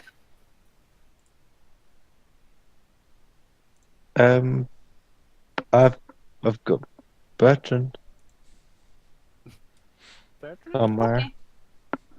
Bertrand just waves from like the top of a box or something. Ash waves back. I am Steve Rogers. And then- If only it could speak. And then Kill me. she goes back to like firing arrows at the target that's still there, I guess. Okay, yeah. Anything else happening in the cargo bay 2, aka the killing floor? I guess guess I'd probably feel slightly competitive with her archery and want to fire my pistol at least once. Well, it definitely has one bullet, so Yeah. That's why I said at least once. At least once. At least once. And at most, indeed. At least once. Just once. At most once. But Just at once. least once. You know? on a scale of how many times you're firing it, between 1 and it's already been fired, we're aiming for 1. So I'd like to do that. Okay, yeah. I mean, you can shoot the target with your pistol, yeah. Yeah! I'll introduce So- a new human expression in high five. So, how often have they heard this pistol? I have no idea. I mean, it would make a lot of sense to them when they react by jumping out of their skin because thunder came from a stick. Well, okay, do you know what? People are disillusioned by me. I'll remind them I have thunder in this neck. Don't think Ash is going to enjoy this at all. I'll apologise later. Because I know what it does. Bang. Like, you probably weren't expecting it, so you probably know that it has a gun. You probably know what guns are by now, given that you've travelled in people that are Yeah, less than Like, I've noble. seen guns, I know what they do, but I've never been so close to one, I would say. Like, Don't as say. it was fired. Mhm. Could- So, like, I Sorry. think I'd probably scream. Sorry to interrupt, but could I be sort of just watching from the door, Sure. sort of somewhat slyly? Because I think it would just be observing as you shot at the target. You're doing your usual elf creepiness that you seem to do. I don't think, think he's though, creepy. Of course. considering like the captain and Ash had like an entire conversation on the deck that was probably quite animated. Like, I imagine we've drawn some attention. Also, there was a gunshot and a scream. A scream. Yeah, that's true. Yeah, that would probably bring Kahr running. Okay. Zhia would probably be still holding a crystal and walking down the corridor from the. It room. sounds like we have a party. Party, party! Pistol party. Kind of like the idea of just like I've wandered over because I've heard a scream and a bang, and then I see like Attanor standing at the door and just appearing behind him. Attanor. Attanor. And Well done, Colin. I guess my first protocol would be to turn to Ash and just be like, "Oh, I'm sorry." I think in her fright as well, Ash is probably like fallen to her knees, like, whoa! Like her knees have just Oh. went, no, we're not doing a thing, because that was scary. Okay, I'll put my hand down to help her back up. She takes it and she just looks at you like, why did you do that? I hate those things. Well, for one, I didn't know that. I'm sorry. And two, it's the closest thing to a bow I have, and there was a target. You could have just asked to use mine. I don't think I'd be very good at that. You could learn. I mean, sure. This is kind of done now for a bit. Just looking at the pistol. I think we might checkpoint Carlotta's reaction because you shot into her lab.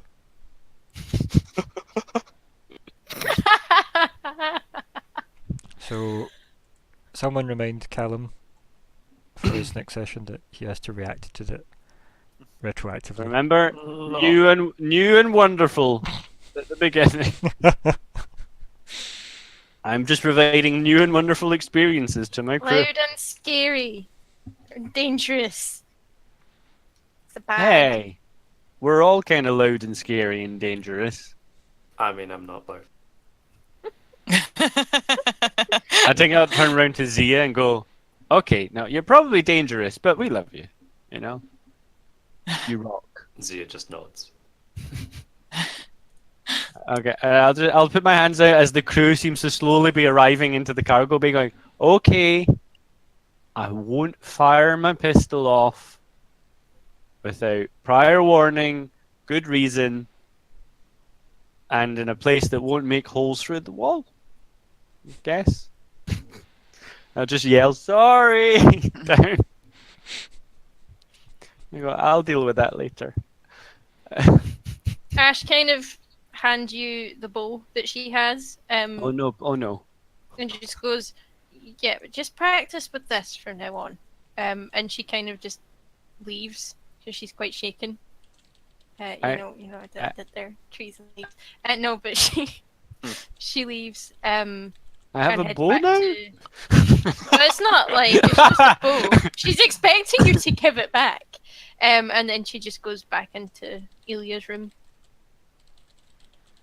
Scared tree lady. See, now I don't know what to do. Like, I feel like if I don't use the bow, it's rude. But it's also a bow. I don't know how to use a bow. You can practice. I mean, well, do you know what? If you were here to show me how to use a bow, that would have been great. Well, It you wouldn't have- fired off a pistol. I wouldn't just give you a sword and go, here, swing that about, didn't hurt yourself, hen, and walk away. I feel like that is a lie, and that is exactly what you would do. Yeah. That is not what I Also, would to do. be fair, the Kodakai might be less coddling than humans. Okay, do you know what? I'm gonna do it. Just the one, at least one. Okay. So, we'll set up the dice pool. Right. Let me skip to my character sheet as well. There it is. It's like the character sheet. Where are you? Right, so who knows what shooting at range difficulty is? Oh, where's my wee cheat sheet?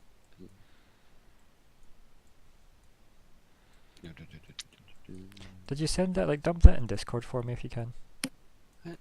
Yeah, like I'm sure I found it and was like, here it is, but I don't have a clue where I did that. Okay, so length of the cargo bay is probably going to be, short or medium. Let's just say it's going to be medium for the sake of the full length of the cargo bay, okay? So we're just on the edges of short range being medium. Okay, so that's 2 purples, and then you've never used it before, so I'm probably going to say it's also a setback, and you're performing in front of others, so it's another setback. Okay. So let me set the pool. Now, did you use? This is just ranged, isn't it? Just ranged, which you don't have. Yeah. I still have 3 greens, so that's It's not bad, yeah. It's not bad. I've set my side of the pool, you set yours, and I type should what just you're need to- doing I should just need to click the range skill, yeah. after you've typed what you're doing. Yeah. Good man. And so long as your dice pool is empty as well. Yeah.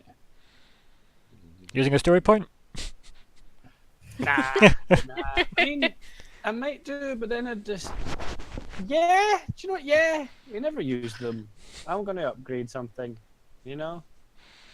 I'm trying to impress people. People are watching. So use the story point, hit the button to say use story point, and then what are you doing? You upgrading? Upgrade. Yeah. Upgrade. So I So just did- set the dice pool upgrade to 1, Yeah, exactly. and then just roll normally. Exactly. Combat skills. And in theory this should roll what? 2 green, a yellow against 2 purple, 2 black. Yeah.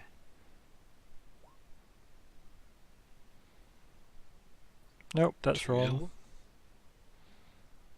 Is it? Wait, hold on. Why is there 2 yellow? Did you manually upgrade it and then it also automatically upgraded it, maybe? No. No, it shouldn't do that. Like, I actually don't see what's So done that. I've got the only thing I have on my side. Everything's at 0 except black and purple. Okay. Yeah. So what's your dice pool at the top? It's everything is 0 except I set upgrade to 1. Okay. Click into it and click off it again, and then go down to ranged, and tell me what that's set to for ranged. yeah. What? What do you want me to reset the dice pool? No, just say what ranged is, Right. Ranged is currently sitting at 3 green. and then hit the roll button next to it. Ah, that rolled correctly. I didn't even touch any buttons. Weird. I think what we need to do is just hit the reset button. We'll both reset before we do anything, Yeah. and then we'll type what we're doing. Why am I always successful in the bad roll in the rolls that don't count? That is such different jank, but here we are. Right. Okay. So you miss, but Hmm. I mean, I know what not to do when firing a bow next time. That's an advantage, right? sure. You could hit something else and make it look skillful. I mean, That the was only thing intentional. the only narrative thing I could think is it just I miss, but somehow gets into the hole. I was that gonna I say made. it hits the hole. Yeah. So there's now an arrow sticking like halfway between the lab and the cargo bay. I like to believe that you've missed the target, obviously, but it has hit that hole, so the arrowhead is stuck in the hole now. And I'm So, just like, problem solved, just really. turn around and bluff. You know, whoop! Totally like look what I did. Right in the hole. I'm gonna reset Yeah. my dice pool. I will reset my side. Okay. Right. Anyone else doing anything pressing at the end of the montage? I'm gonna go give the bow back so I don't have this big bow. Mhm.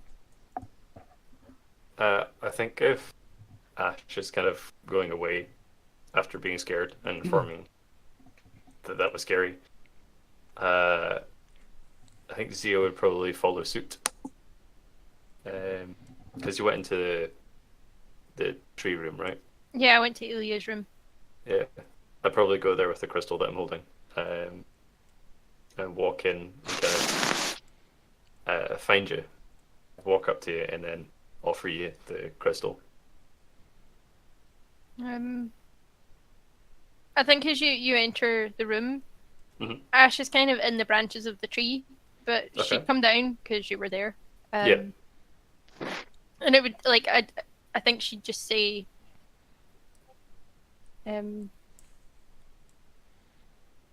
"Hello, Zia," and kind of look at you expectantly.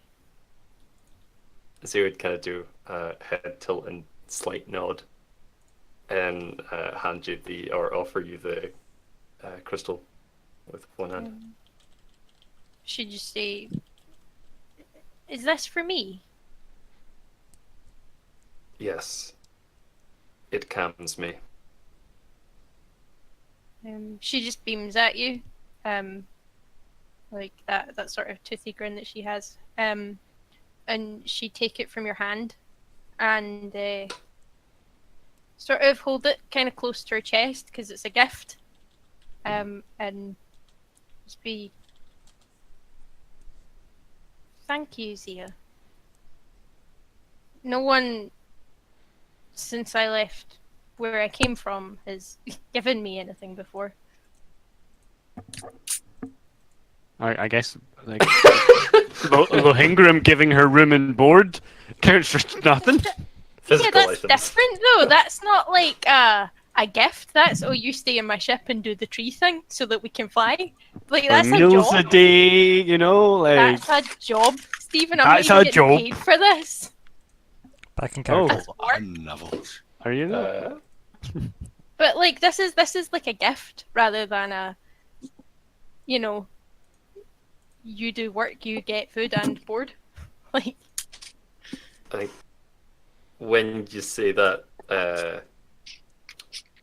Zia's kind of color shifts a little bit more towards like blue, and he gets down both these and just kind of like sits,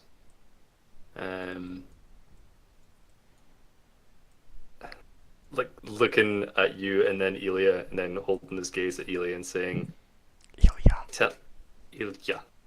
Ilya, yeah. tell me of this one."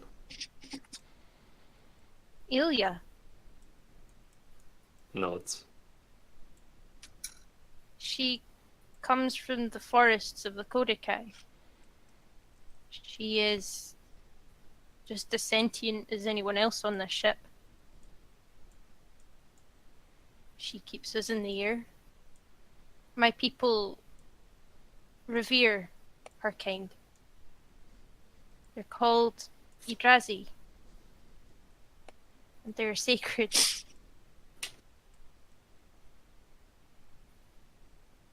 she was taken from her home.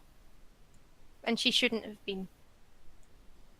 Thankfully, she's here with me, and I can look after her and make sure that she's shown the proper respect.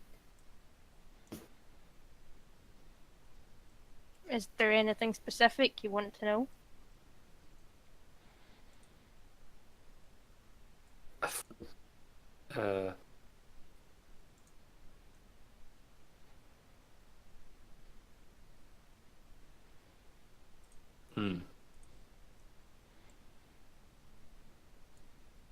think Zhia mulls that over for a second, then no. Thank you. And gets up and walks out the room. But probably promptly comes back within a minute with another crystal and puts it down next to the tree. Nods and turns around to walk away again. Ash takes both the crystals up into the branches, and kind of leaves them there. Like particularly like the one that Zhia's obviously left for Ilya. But I think she'd probably keep hers with her because that was like a gift, so she views it that way. Also leaves. Yeah. So there's like just a random Zhia crystal in the tree now. It lives there. I just like the image of Zhia just stopping, turning around, leaving, going all the way downstairs, back to the very front of the ship, picking up a second crystal, probably acknowledging her roommate, or its roommate, walking all the way back, and then just handing the tree one. It's adorable. Half-hour round trip. Yep. I enjoy the idea that it's like, it's a gift and also it makes sense because the other crystal will be lonely. Oh. I assume Zhia doesn't mention that, of course, though. No, it says nothing. It just happens. Yeah, that's so cute. Yeah, I'm done with that. That was good. I enjoyed that. Yeah, it's pretty good. I liked that. I think after that touching moment of fabulousness, to be honest, I'd return the bow. I'll pop in as there's people. Zhia walks past. I'll give Zhia a nod. As I'm just kind of holding the bow awkwardly, like just kind of in front of me, walking down the corridor. You've probably got my quiver as well. Oh God. Okay, I've got a quiver on slightly wrong, but not too wrong that things fall out.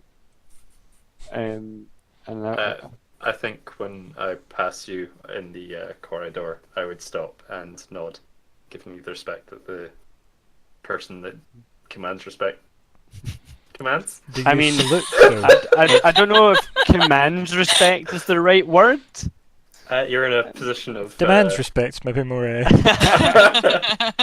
I've not done that once in this game. In the whole year. So far.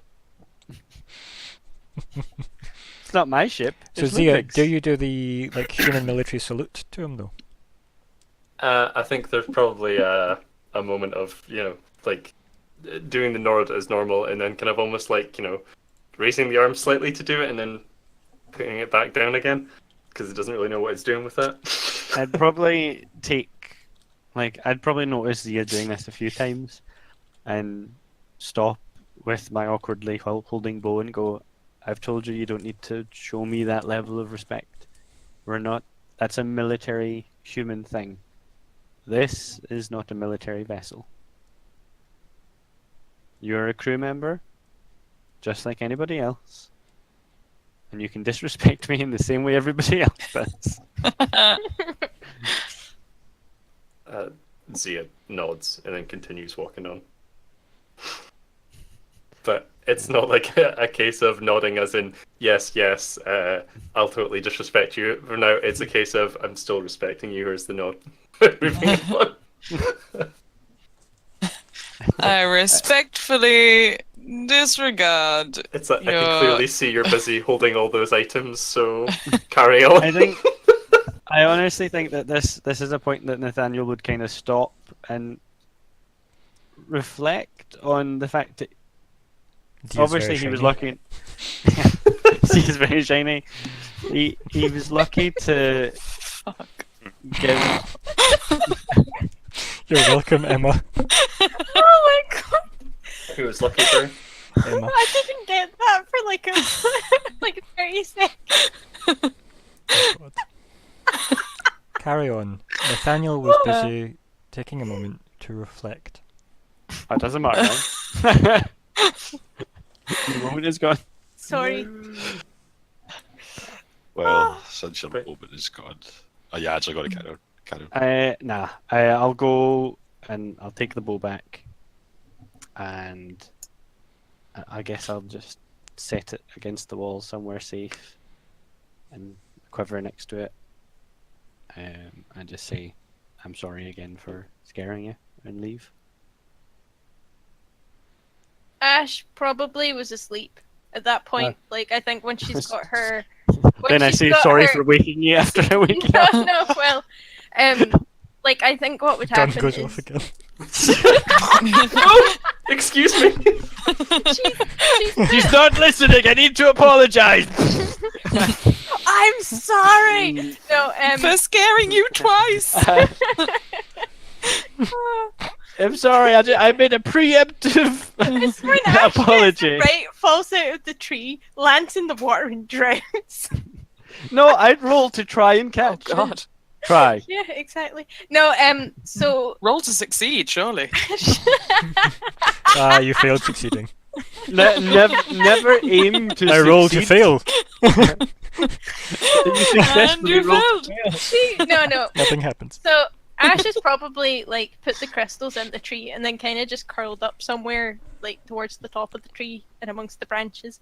And she's probably heard Nathaniel come in, but and she's probably woken up. But you know that way when you're kind of half asleep and you're like, "Am I dreaming that someone's talking?"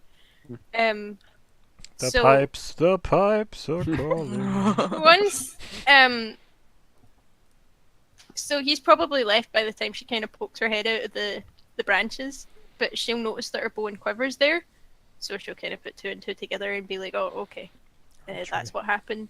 And I'd probably notice that she was asleep, so I'd still say it maybe more to myself than anything. Like just, "I'm sorry, I didn't mean to scare you," and then leave.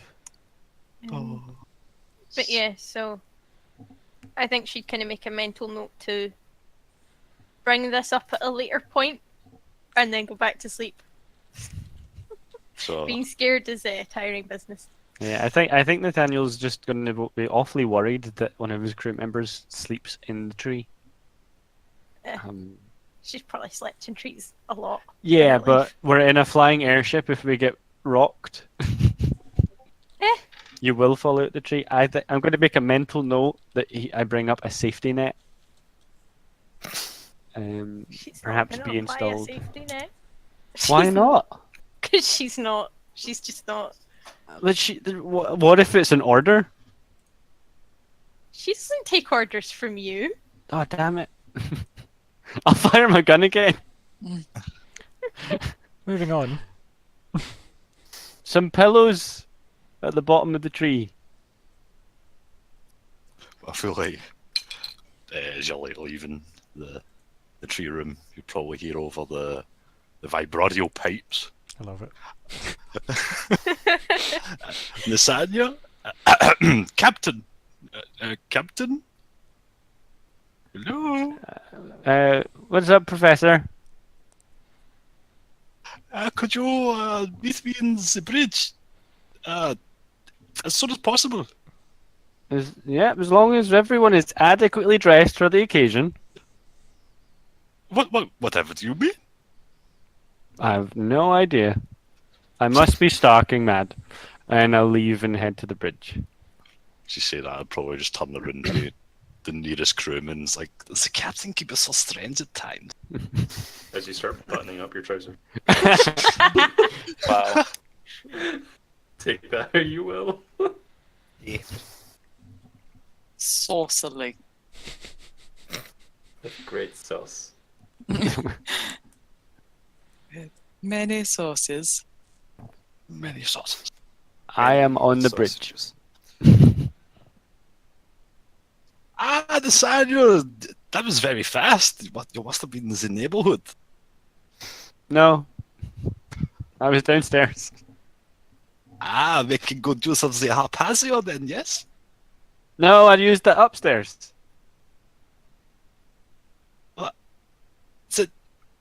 Never mind, never mind. On to business. It's never about business with you, Doctor. Professor. Well, I think that you will eat your words when I tell you that we have a first mission. Wow. Yes. Okay. We are currently To the ready room. He would kind of like look over the side of the window and he'd be like, "Yes, we're currently passing by the mission." Oh, right, okay. I'll look at him. Irritated, like I'm so irritated right now. It's so annoying. And I just look at the window and go, like, is there a island there, or like, I need more. Like, if we're passing by, I can turn us around a bit. But what am I aiming for? Are we actually going over land right now? Is it water still? So, if you have surveyed the information, Professor, of course, you've obviously consulted the local maps, and you're looking to set down about an hour to the port, if you will. I mean, it's weird saying naval directions in the sky, but yeah, you're going an hour to the left, essentially, from where you are just now. Okay. Well, you see, Nathaniel, it would seem that we're probably the nearest landing location is probably you kind of like his finger and bring up to the sky. Within like Port the side.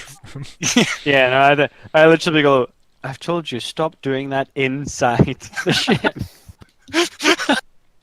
Look, you're a smart man. I know you know what you're talking about. You don't need to pretend to do it in an airshipy manner. Yes, I just like to make you feel comfortable, you know? And Nathaniel lick his thumb and put it in there and go, that's how you do it. I guess I'll slip into the operations chair. Something more comfortable. Yes. Yeah, but kind of. I need to I'm slip assuming into my there's- piloting pants. I'm assuming there's some form of like map table in the bridge. Mhm. Like some Oh, there's the script. situation table. The Yeah. situation is it's currently a table. There's a map. There's a knife sticking in it because that's just how things are done. Is there a button that you press and it flips? No, there used the to be, but you situation got rid of that because you kept leaning on it. Okay, I press the button, and obviously it doesn't work. And I go, oh, I get rid of that. And then I will have to slowly flip the table in its manual fashion. Like what he doesn't realise is from the outside of the airship, all the toilets flush.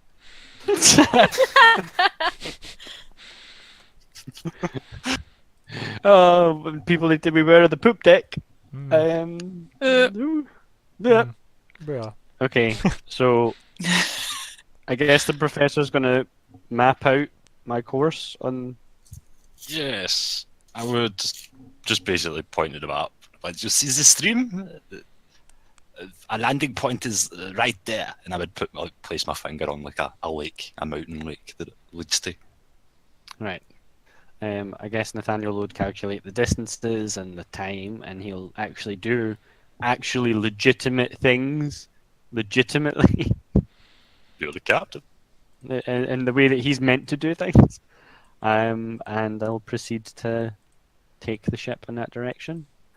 I'll activate the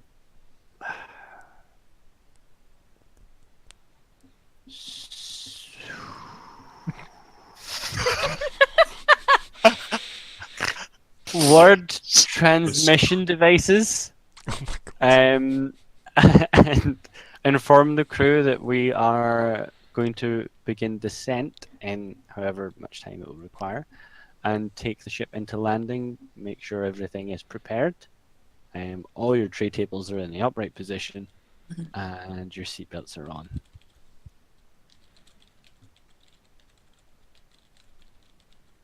Okay. Any more discussion about what you are actually doing during the hour it will take to do that? And by that I mean get there. I'll probably call the senior crew. Do you mean the Also main known as- characters? Night crew! Fighter of the day crew. Hear me! oh! Ah, you spot moon as opposed to sun. I will call the ragtag group of senior crew members, also known as everyone who'll make sure they go out on the away parties because they like those types of things. Any party. Ain't no party like an away party. Best parties. We'll see. No. Do you know what? I changed my mind, Doctor. I just turn this around, fly straight to the sky. Icarus! Icarus! Oh god, this is them just cackling, pretending to do this on the bridge, and all the crew just nervously kind of look at each other as if it'll pass soon. Oh, we're such a good team. Crashes airship into mountain. We've landed But we for a week, we step out fine, cackling still. and that's when we were crashed. Icarus. Okay, I guess I'll head to the situation room. You mean Ready your room? you mean your office? Is that what it is? I thought there was another room. There's your actual room, Mm-hmm. your bedroom, Right. and then there's your office attached to it. Okay, I'll go to my office. I mean, your office can be big enough to have like those like couches that captains have to entertain people. Mm. The captain's entertainment couches, I believe they're called. Those ones. Ah, those. It's a cake. It's a chaise longue, I think. Velour, Kif. Of course, of course. Hello. I'm Captain Nathaniel Grayson. Nathaniel Brennigan. Nathaniel Brennigan. God damn it, those crew members won't stop dying, those cowards. Um, Wave well- after wave of them. we'll meet in the office, and we'll see how many, red shirts we need to offset the away ship mission with. Okay, dokes. Right, so you head to your office. Are you indicating for Indy to come with you? Have you actually gathered the crew? Have the crew bothered to move? What's happening?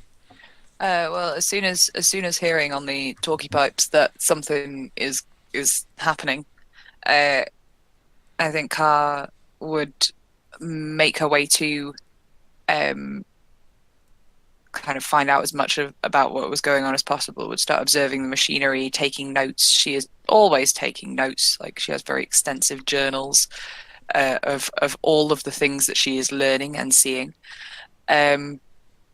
Probably throughout this kind of montage voyage week, she is kind of interviewed all of the cast and crew. So their life stories, as much as information about them as they are willing to give her, she will take and she'll note down. So are these further interviews though? Because I mean, you've known them for say about 6 months, right? Yeah, they would be. I think this is probably an ongoing process of not just who they are and what they're like, kind of because they are, the majority of them, a different species to or race to what she is. What you should do then, see going forward, see when you go to follow up on these, to further my questions from before, if we can grab a moment, do that, but then you and the other person montage or flash back to when it started, during the 6 month period, and we'll weave that in as we go forward to see how those conversations developed throughout the whole Okie time dokie. you've known people. Because I'd like to know how you approached them at the beginning as to how you talk to them now, and what's happened between and what's changed. Mm-hmm. I'd quite like that. Like I going like that. forward, that'd be quite good. And also see what people do on the spot. Be interesting when you choose to be. So Kahr approaches you or corners you, and asks you for another interview. That'd be quite good. What's everybody else up to at the moment? I would have headed where I was told to go by the captain, which probably wasn't actually where he is currently going now, so I would have gone there and then followed him away. I think hearing the vibrodio pipes would properly wake Ash up. Like, oh, I guess I have to go do things now. She'd climb down from the tree, sort of put her quiver back on and her take up her bow, which is kind of obviously lying against the wall still where Nathaniel left it. And she'd go Very up. carefully and considerately. Do you just wear that casually? That seems weird. Yeah, no, actually, I was totally going to have that conversation when she comes up and go, I only asked you to come to the room, not come armed and fully operational. So you said go to the ready room, right? It's a good point. Ready actually. room. I think Attanor probably has some fairly non-warlike gear that he would wear if he wasn't mean, like, assuming there was any. Casual clothes. No, not really. Probably Does anyone some. have any non-war clothes? They're probably like I didn't pack for a non-war scenario. fairly formal. Like post-war, post-victory fine. clothes. Yes, yeah, probably fine cloth clothes, maybe with a Celebratory robes, one might say.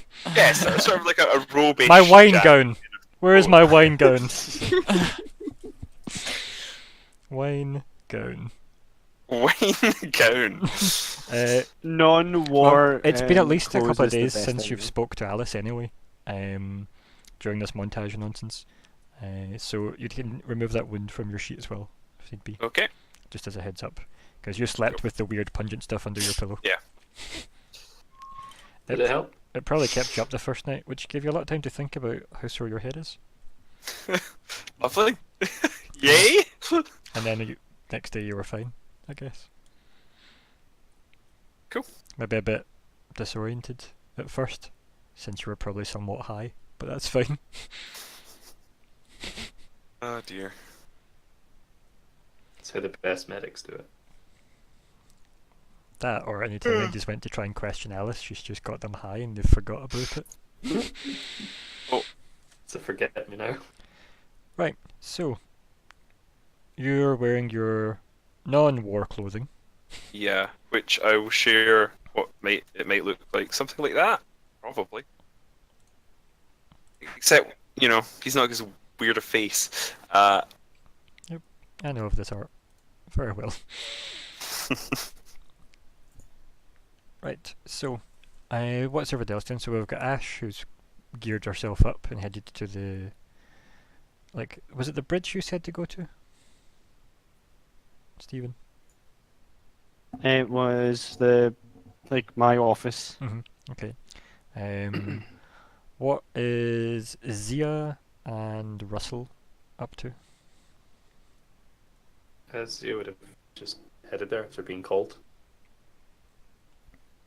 Don't really think there's anything that I would have got up to on the way there. Like a race? Be working on the moving target and kind of reluctantly kind of stop what I was doing to go.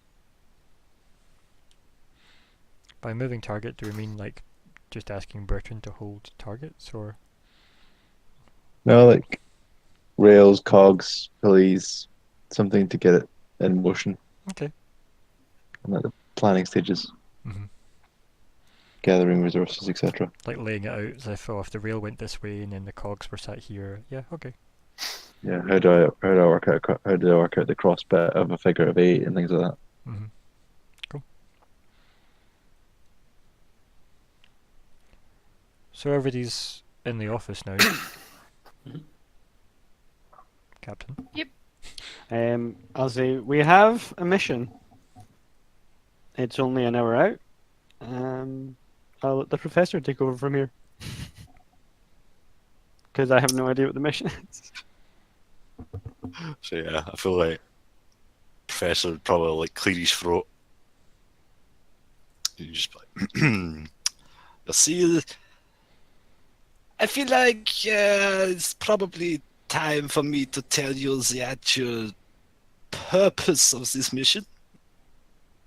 You see, many moons ago, I happened to create this scanner thing. Just not what a scanner is, right? Yes? He knows that they probably don't have a clue what a scanner is. Ash is just looking at you with such a bemused and confused face. Zhia nods. And with this device, I have been, you see, I've been tracking a certain signal. Never mind about that signal. Never mind about that one. You see, it seems to have a certain range, and sometimes it happens to pick up some other signals. One of which was... Sorry, I'd like to jump in there, but is Zhia changing colour at any point during him talking about signals, given the nature of how you got discovered? Well, I mean... Like the phrase, colour you interested, right? Colour me interested. I guess, yeah. I'm trying to actually open up the document I had with the colours in it because I forgot it. You mean you've not tattooed that on yourself yet? Not yet. So I need to just get a mood ring chart and just stick it on my wall, I think. Or that, I reference guess. sheet, that's the one. It has loaded, right. Interest.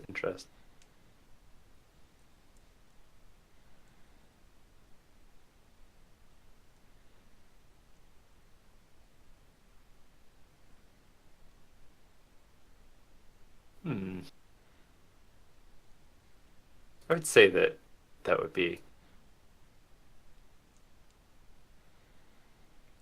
maybe a mix between grey and green. It's somewhere in there. It's a very murky green. Green. So sinister green. Yes. It becomes a necromantic crystal. Here.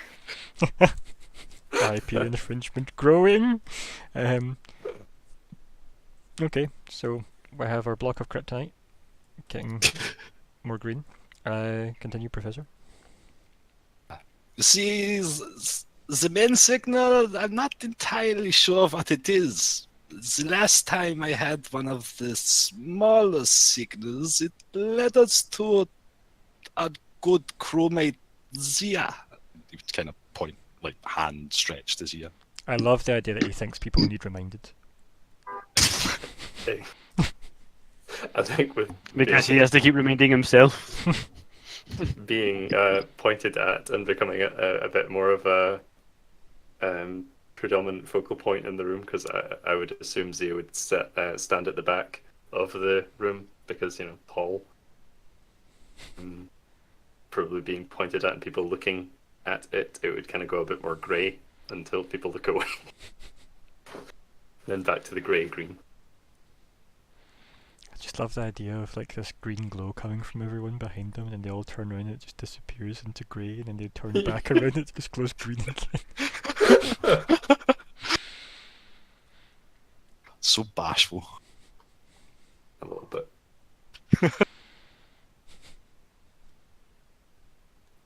So it would seem that the signal, the scanner, has lit up once more.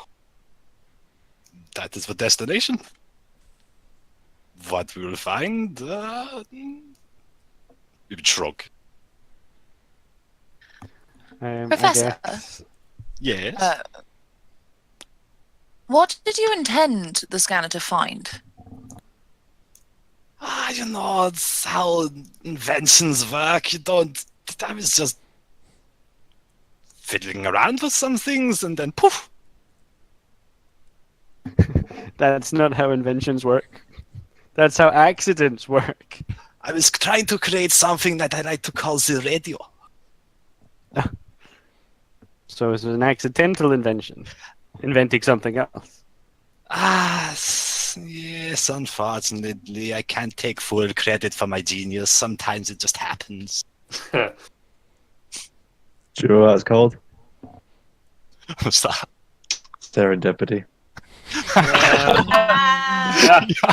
Yes, it Oh, is. callbacks! A couple of more Callbacks! despairs there, Gibbon, it might be. Hashtag go watch Ryan's other RP. Oh god. Go watch. That's a long hashtag. Watch the picture. Watch that one solitary picture. Watch the picture and listen to the beautiful voices. But on the note If of you watch it shameless for long plugs, enough, you know, it may was it move. like and subscribe, guys? Like and subscribe. Hashtag like and subscribe. Like, subscribe. rate, Hashtag rate. shadows of the light. Hashtag like and subscribe. This Hashtag is a origin. good place to have a break. Hashtag. No. We're still going. I think I'd probably say I'll summarize that long description of our next mission as your things went beep again and you want us to land and have a look. Precisely. Okay. So the same old, same old? Yes, pretty much. Okay. Well, you guys know the script. We land, we investigate, we look for the source of the signal, maybe something like Zhia. Or who knows? We'll pick up somebody else as he looks around the room, gesturing at everyone. I look Either down at way. my clothing and I say, I shall change. Yeah, like I just go, what are those non-war clothes? Like we know how this works, and I've got a good feeling about this.